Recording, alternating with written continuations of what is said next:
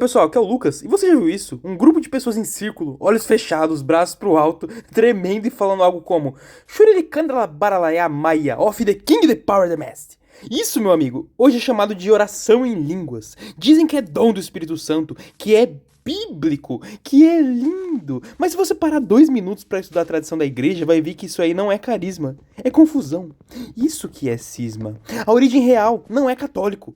A chamada oração em línguas não surgiu com os apóstolos. Ela surgiu no século XX nos Estados Unidos, em uma comunidade protestante pentecostal. A primeira vez que isso apareceu do jeito que a gente vê hoje foi em 1901, no Kansas. As pessoas começaram a dizer que tinham recebido o Espírito Santo e falavam em línguas estranhas. Só que adivinha, ninguém entendia nada, nem eles, nem os outros. Isso nunca foi parte da liturgia católica, nunca foi ensinado pelos padres da igreja. O que a RCC fez foi importar um erro protestante, botar dentro da igreja e vender como fogo do Espírito. Ah, Lucas, mas e o Ato dos Apóstolos?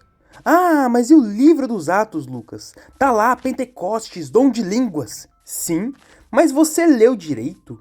E você interpretou como a igreja interpreta? Em Pentecostes, os apóstolos falaram em línguas, mas eram línguas humanas. O texto é claro, abre aspas, cada um os ouvia falar em sua própria língua, fecha aspas, Atos 2:6. Ou seja, os apóstolos falavam aramaico e o pessoal ouvia em grego, latim, árabe, enfim. Isso é o dom verdadeiro. Deus traduzia. Isso não tem nada a ver com o que a gente vê hoje em dia. Sílabas sem sentido, uma repetição maluca, sem tradução, sem interpretação. E o que dizem os santos? Santo Agostinho, um dos maiores doutores da igreja, já falou claramente que esse dom foi necessário no início da igreja, mas cessou. Por quê? Porque o evangelho já tinha se espalhado. E mais, ele dizia que ninguém mais deveria esperar isso, pois o objetivo era específico, mostrar que o evangelho era para todos os povos. E Santo Tomás vai dizer mais fundo ainda. Na Suma Teológica, ele diz que o dom de línguas é, abre aspas, a capacidade de falar inteligivelmente em idiomas humanos reais para edificação da igreja, fecha aspas. E diz que falar algo incompreensível, sem interpretação, sem edificação, é inútil. Não é óbvio, galera. Ele comenta o que São Paulo diz em 1 Coríntios 14. Prefiro falar 5 palavras com sentido que edifiquem do que 10.000 em línguas que ninguém entende. O pessoal não lê mais a Bíblia.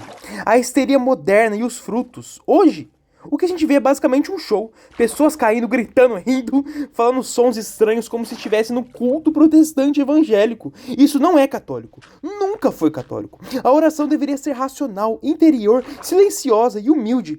Mas transformaram isso em um espetáculo emocional. E o resultado, um monte de gente dependente da sensação e não dos sacramentos. Gente que acha que sentir arrepio é estar com Deus e não reconhece mais Jesus escondido na Eucaristia. E a RCC? Sim, foi a RCC que trouxe isso. Um movimento que surgiu nos anos 60 nos Estados Unidos, com católicos influenciados por pentecostais protestantes. Eles participaram de retiros com evangélicos e disseram que receberam o Espírito. A partir daí veio oração em línguas, batismo do Espírito, cura interior, culto emocional, novo batismo e todas essas maluquices, né? Mas a pergunta é, quem autorizou isso? Qual santo falou que isso era católico? Nenhum. A RCC é um movimento novo, baseado em interpretações erradas, que ignora os pais da igreja e transforma a oração numa experiência subjetiva.